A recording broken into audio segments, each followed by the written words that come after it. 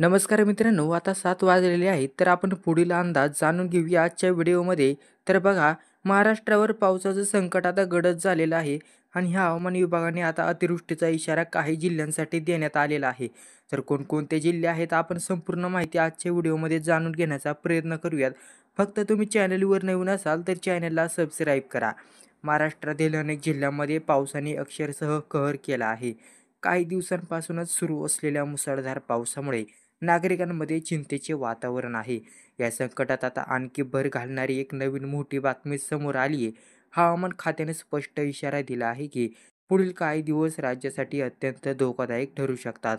30 सप्टेंबरपर्यंत काही भागात अतिमुसळधार पावसाची देखील दाट शक्यता वर्तवण्यात आली आहे. त्यामुळे नागरिकांनी योग्य ती खबरदारी घेण्याचं आवाहन करण्यात आले.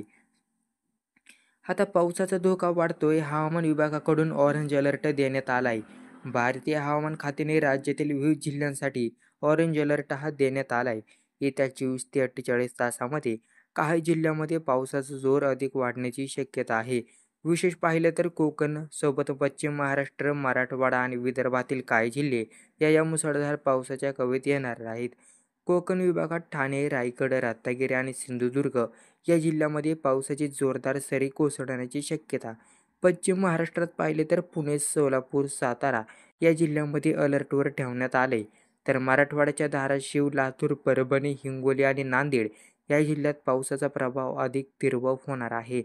तर विदर्भातील बुलढाणा, यवतमाळ आणि चंद्रपूर या जिल्ह्यामध्ये पावसाचं प्रमाण अधिक असणार आहे.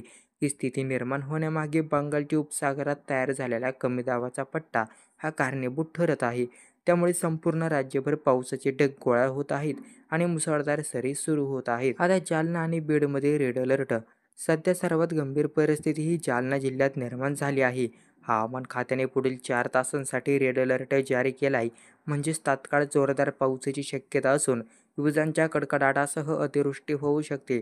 नागरिकांनी अनावश्यक प्रमाणे घराबाहेर पडू नये अशी विनंती प्रशासनाकडून करण्यात आली आहे. बीड जिल्ह्यातही आता रेड अलर्ट देण्यात आला आहे.